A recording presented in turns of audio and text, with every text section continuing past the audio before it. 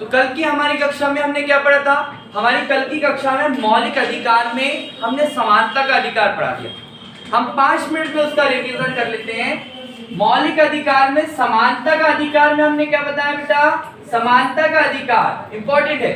क्या था कि 14 से लेकर आर्टिकल 14 से आर्टिकल 18 तक, ठीक है, संविधान के आर्टिकल 14 से आर्टिकल 18 तक हमें क्या दिया गया है? समानता का अधिकार दिया गया है। समानता के अधिकार में आर्टिकल 14 क्या कहता है? आर्टिकल 14 कहता है कि कोई भी व्यक्ति, क्या बेटा? कोई भी व्यक्ति जो क्या होगा? विधि के समक्ष समान होगा, या विधि के समक्ष समानता होगी, उस व्यक्ति को क्या मिलेगा बेटा? विधि के समक्ष। मतलब कानून की दृष्टि से प्रत्येक व्यक्ति क्या है? समान, चाहे वह गरीब हो चाहे वह अमीर हो। यानी कि आपको ये प्रश्न याद रखना है, क्योंकि एग्जाम में बेटा यही से प्रश्न आ रहे हैं। क्या प्रश्न आ रहे हैं? कि समानता का अधिकार किस आर्टिकल में दिया गया है? तो आर्टिकल 14 से 18 तक, ठीक। उसमें आर्टिकल 14 में क्या कहा है? विधि के समक्ष समानता। आर्टिकल 15 क्या कहता है बेटा? इसको तो आप लोगों ने याद ही कर लिया था। कैसे? लिंग, धर्म, मूल, वंश, रंग, भेद के किसके आधार पर भेदभाव नहीं किया जाता। कोई भी व्यक्ति के लिए हम जाति के आधार पर, मूल के आधार पर, वंश के आधार पर कभी हमने क्या करेंगे? भेदभाव नहीं करेंगे, ठीक है। तो यहाँ पर क्या कर रहा है? आपकी जाति, धर्म, लिंग, ठीक है, जाति, धर्म, लिंग और क्या, और अन्य बहुत सारा है बेटा, रूप है ना, रंग जो भी है, रूप, रंग, जन्म स्थान इंपॉर्टेंट है। क्या बेटा? जन्म स्थान आदि के आधार पर भेदभाव नहीं किया जाएगा या निषेध है, ठीक है। क्या है? निषेध है, आर्टिकल 16, ठीक है। अब क्या है इसमें? लोक अवसर मतलब क्या बेटा? हम कह सकते हैं लोक नियोजन में अवसर की समानता। बेटा लोक नियोजन का अर्थ मैंने कल की कक्षा में भी आपको बताया था कि सरकार द्वारा जब सरकारी नौकरी के लिए आवेदन बुलाया जाता है या किसी भी पद के लिए आपको बुलाया जाता है, तो उसके लिए सभी वर्ग को क्या किया जाएगा? समानता दी जाएगी, ठीक है। पर मैंने एक कारण आपको कल भी बताया था कि हमारे इसी आर्टिकल 16 के अंतर्गत एक अन्य भाग है, उपभाग है, जिसको हम क्या कह रहे थे बेटा? 16(4) में आरक्षण की व्यवस्था की गई है। अब बेटा ये आरक्षण एक अलग बात है। तो यहाँ पर जो पिछड़ा वर्ग था, पिछड़ा वर्ग अर्थात शिक्षा से पिछड़ा, आर्थिक रूप से पिछड़ा, ठीक है, जो सामाजिक रूप से पिछड़ा था, समाज की मुख्य धारा से क्या था? दूर था, उस व्यक्ति को क्या करा? समाज की मुख्य धारा में लाने के लिए आरक्षण की व्यवस्था की। अब आपका और अन्य लोगों की विचारधाराएं आरक्षण के लिए क्या है ये आप जानते हैं, ठीक है। इसमें हम किसी भी प्रकार का कोई मतभेद नहीं करते या बात नहीं करेंगे, हम डायरेक्ट याद करेंगे। हमें पढ़ना है, हमें नौकरी लेना है, ठीक है, ठीक है, ओके।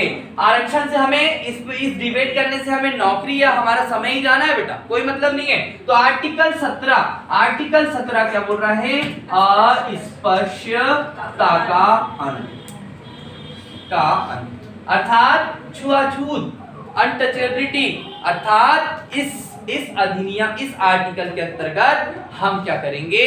किसी भी प्रकार के भेदभाव नहीं करेंगे, जातिगत भेदभाव नहीं करेंगे, ठीक है। जातिगत भेदभाव नहीं। हम चूंकि प्राचीन काल से आ रहे हैं, हम थोड़े रूढ़िवादी विचारधाराओं से ग्रसित है, पूर्वाग्रह से ग्रसित है ना। हम जातिवाद को बहुत महत्वपूर्ण स्थान रखते आए हैं, लेकिन अब परिवर्तन हो रहा, ठीक है। अभी सभी वर्ग क्या हो गए हैं? समान हो गए।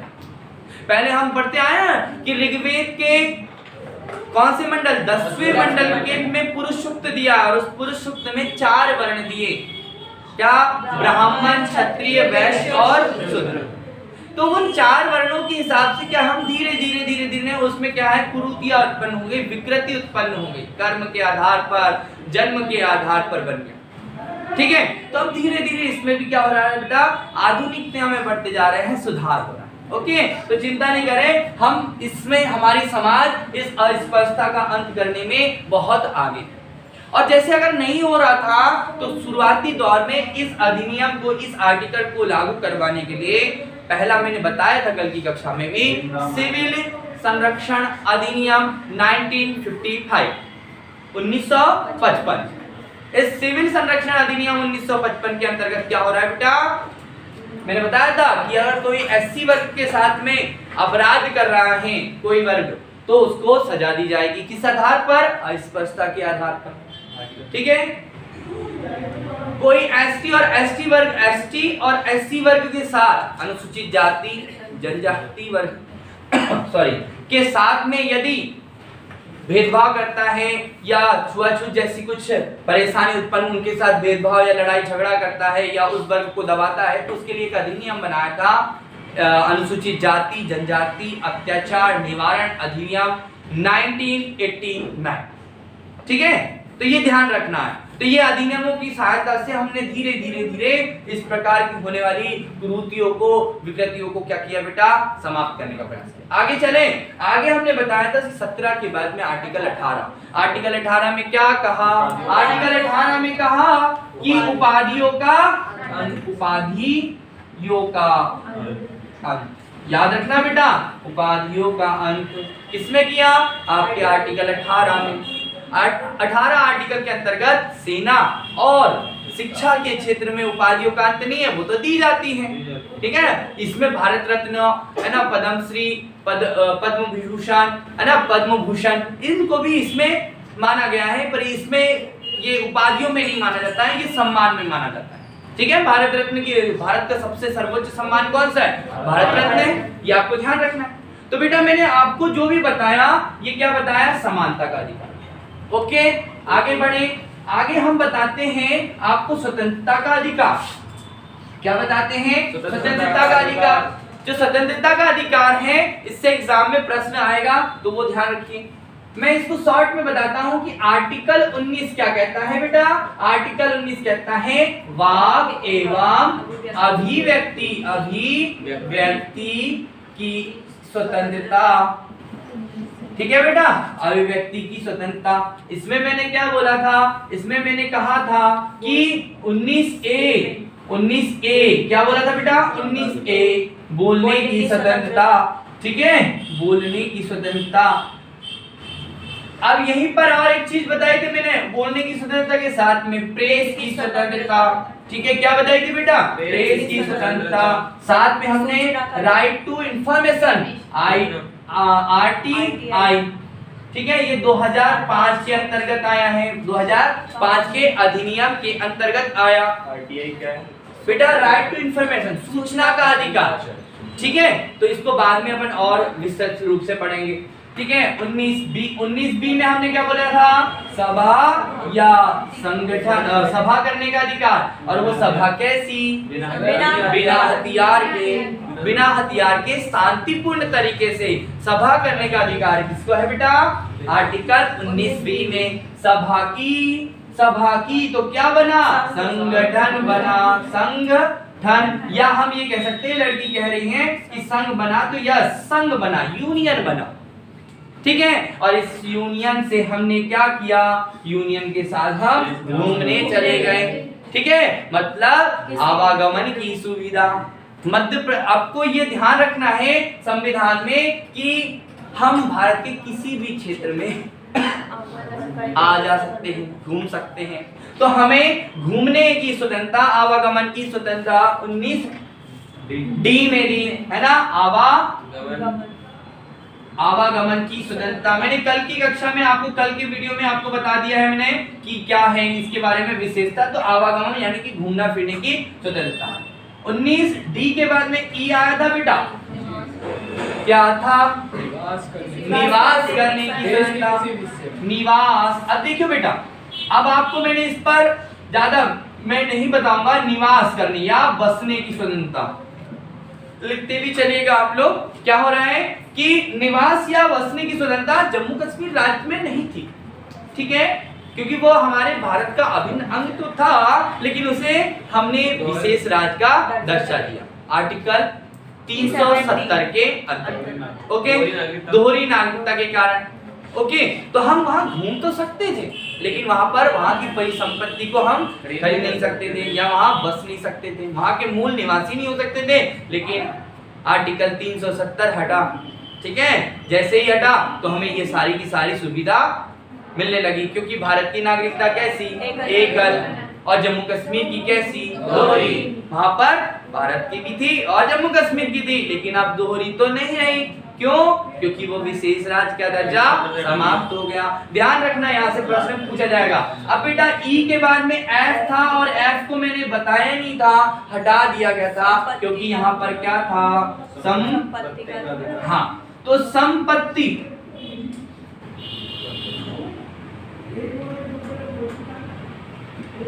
का अधिकार, ठीक है, संपत्ति का अधिकार। तो ये संपत्ति का अधिकार किस आर्टिकल में, आर्टिकल 31 में था और 19A में था। क्या बन गया बेटा, कानून का अधिकार, यानी कि हमें कानूनी अधिकार दिया गया। ओके, और इसके बाद लास्ट में क्या था बेटा, इसके बाद हमने जी बताया था, तो जी मतलब जीने के लिए, जीविकोपार्जन, अर्थात हमें व्यवसाय करने की स्वतंत्रता भी किसमें दी गई है, 19 में। आपको याद कर ही लेना है, कोई इसे आपको कोई समझौता नहीं कर सकता कि यार मुझे ये याद नहीं हो रहा है, ई नहीं हो रहा है, एफ नहीं हो रहा है, जी नहीं है, मैं भूल जा रही हूँ या भूल जा रहा हूँ। अरे बेटा 5 मिनट की बात है, एक बार रिवीजन तो करो, एक बार दिल से पढ़ के तो देखो, बनेगा, याद हो रहा है। चलिए अगला जो है इंपॉर्टेंट, वो है आर्टिकल 20, ठीक है।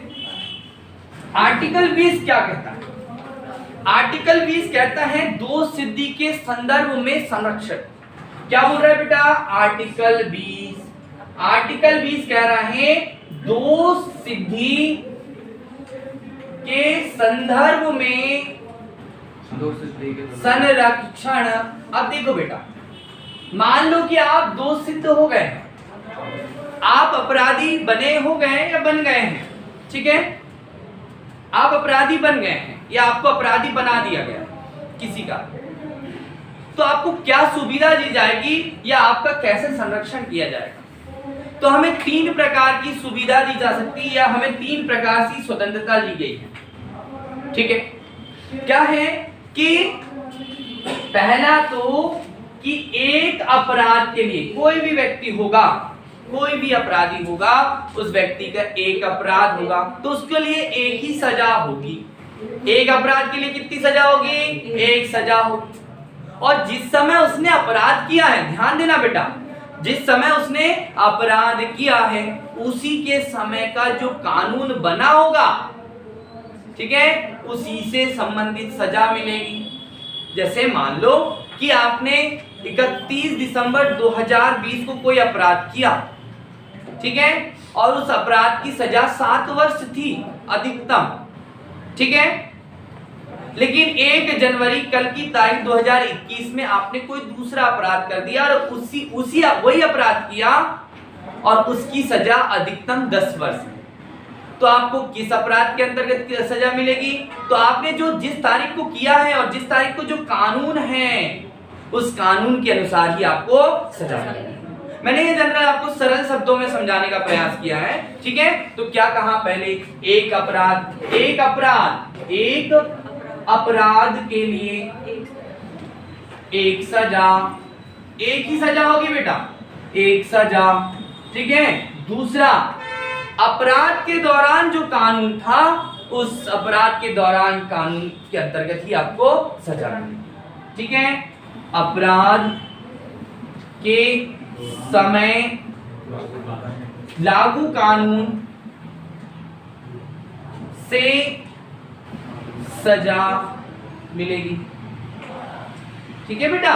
थोड़ा सा और ध्यान दो, फिर क्या है, अब वो ये कह रहे हैं कि आपको क्या होता है कि 3rd डिग्री वगैरह आपने कई फिल्मों में देखा है ना कि कोई भी गिरफ्तार करते हैं किसी को तो उसे बहुत जेल में ले जाकर बहुत मारते पीटते, बोले तू स्वीकार करो, ऐसा है ना, उसको टॉर्चर करते हैं, ठीक है। तो यहाँ पर क्या हो रहा है, वो अंत में क्या करता है, उसको इतना मार देते हैं या जो भी होगा। ऐसे तो मैं ये कह रहा हूँ, ऐसी कोई ये इस पर सत्यता नहीं है, आपको इसको बिल्कुल सही नहीं मानिएगा, मैं जनरली बता रहा हूँ। तो क्या करते हैं, वो स्वयं इतना प्रताड़ित कर देते हैं, टॉर्चर कर देते हैं कि वो कबूल लेता है कि हाँ अपराध मैंने किया।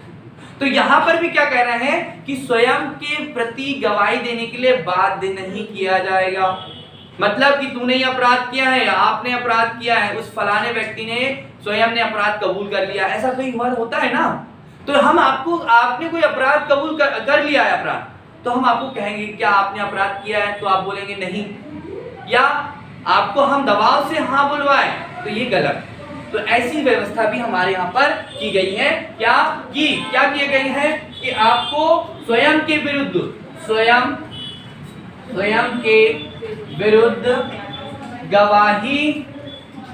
गवाही मतलब आपको गवाही कैसे दे सकते हैं, देने के लिए बाध्य नहीं किया जाएगा।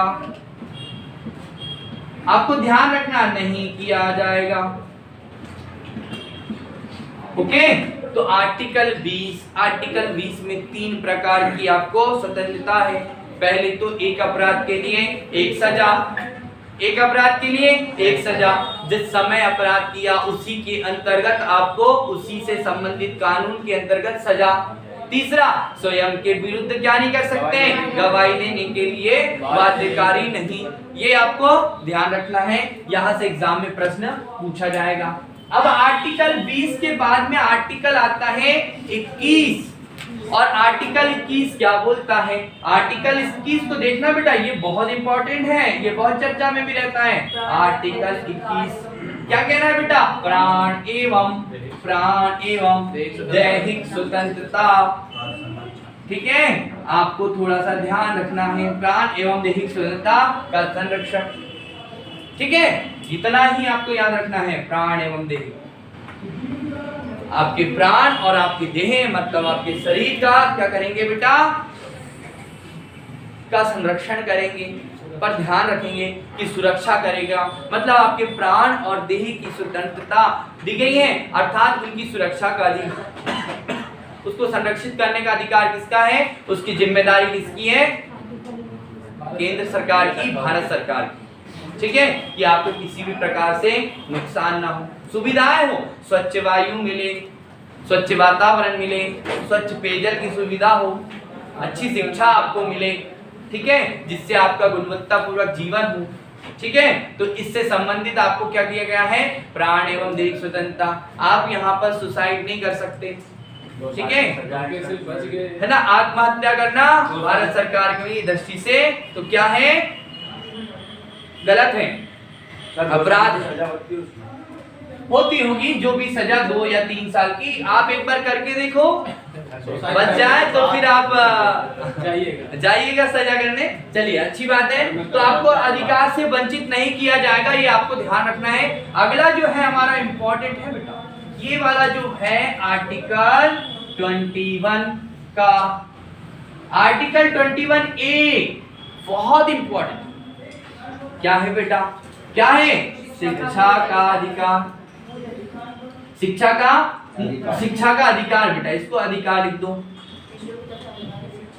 मतलब क्या है, निःशुल्क एवं अनिवार्य। क्या बेटा, तो आपको समझना है कैसे आपके संविधान में संशोधन होता है। मैंने आपको बताया था संविधान में संशोधन कैसी होता है भैया, मैंने ये भी समझाया था कि आर्टिकल 368 के अंतर्गत संविधान में संशोधन होता है। तो संविधान में संशोधन हुआ कौन सा, 86वां संविधान संशोधन। ठीक है, 86वां संविधान संशोधन कब हुआ बेटा, 2002 में। और इस संविधान संशोधन के अंतर्गत आर्टिकल 21 का को जोड़ा गया, समझेंगे। और इसमें क्या कहा कि शिक्षा को मूल अधिकार बनाया कि 6 से 14 वर्ष, कितने बेटा, 6 वर्ष से 14 वर्ष के बच्चों के लिए, बहुत इंपॉर्टेंट है बेटा, 6 वर्ष से 14 वर्ष के बच्चों के लिए अनिवार्य शिक्षा किसमें की बेटा, 21A आर्टिकल में। है ना 21 का में। ठीक, संविधान संशोधन कौन सा है? 86वां संविधान संशोधन 2002। बेटा एग्जाम में यहाँ से प्रश्न पूछे जाते हैं, ठीक है, तो आपको ये ध्यान रखना है, ये इस आर्टिकल 21 का सबसे इंपॉर्टेंट भाग, स्वतंत्रता से संबंधित सबसे इंपॉर्टेंट भाग आपका यही होता है, ठीक है, तो यहाँ पर आपको ये ध्यान रखना है। ओके 21। अब आता है बेटा इंपॉर्टेंट अनुच्छेद 22। ठीक, ये लिख लीजिए, ये यहां से प्रश्न आया बेटा, मैंने बहुत शॉर्ट करने का प्रयास किया। देखिए क्या हुआ था कि हमारे पास मूल कर्तव्य भी है बेटा, ठीक है, मूल कर्तव्य भी है, और भारतीय संविधान के भाग 4 का में मूल कर्तव्य भी जोड़े गए हैं, ठीक है, यानी कि जो शिक्षा का अधिकार है वो यहीं तक सीमित नहीं है। शिक्षा का अधिकार मूल अधिकार में तो दिया, और मूल अधिकार में कौन से आर्टिकल में दिया? 21 का में दिया।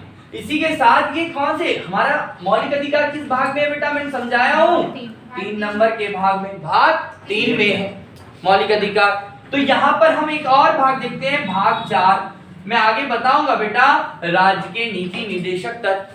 भाग 4 में क्या है? राज्य के नीति निर्देशक तत्व, और राज्य के नीति निर्देशक तत्व का आर्टिकल 45 भी, आर्टिकल 45। अब नीति निर्देशक तत्व कब से है? तो आपको 36 से 51 के बीच में, है ना? ओके, तो थोड़ा सा ध्यान रखना कि राज्य के नीति निर्देशक तत्वों के आर्टिकल 45 में भी आपके शिक्षा से संबंधित बात की है, उसमें 0 से 6 वर्ष के लिए राज्य को अधिकार दिया गया है। राज्य को कहा गया है कि 0 से 6 वर्ष के बच्चों को बाल्यकाल में उनको क्या है कि उनकी शिक्षा दी जाए, पोषण आहार दिया जाए, ठीक है, आंगनवाड़ी जैसी व्यवस्था जो हम करवाते हैं ना, तो उनको निःशुल्क शिक्षा दी जाए।